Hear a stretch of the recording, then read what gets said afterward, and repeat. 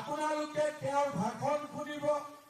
যোৱাকালি তেওঁ ধুনীয়াত কৈছে যে আমি নতুন বৰ অসম কৰিম। আৰে নতুন মানে কি? নতুন মানে তেওঁ এইটো বুজাইছে যে বাংলাদেশী বিলাকক লৈ পেলাই নতুন বৰ অসম কৰিম।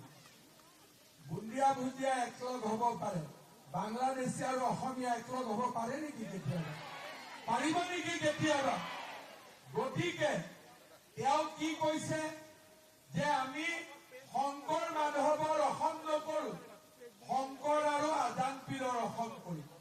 এতিয়া বৰপেটা ৰাইজে মোক কওক যে আমাৰ ইয়াতে সনাতন হিন্দু ধৰ্ম, নৱ বৈষ্ণৱ ধৰ্ম কোনে কৰিছিল? হৰিদেৱে কৰিছিল, শংকৰদেৱে কৰিছিল, মাধৱদেৱে কৰিছিল, দামোদৰদেৱে কৰিছিল। আজান ফকীৰ আহিছিলে নেকি? এইফালে কৰবাত আহিছিলে নেকি? শংকৰদেৱ আৰু আজান ফকীৰৰ দেখা সাক্ষাৎ হৈছিলে নেকি? শংকৰদেৱ আৰু আজান ফকীৰে নাৱত একেলগে গৈছিল নেকি? শংকৰদেৱ আৰু আজান ফকীৰে একেলগে বৰগীত লিখিছিলে নেকি? লিখাটো নাই। শংকৰৰ লগত কোন আছিলে?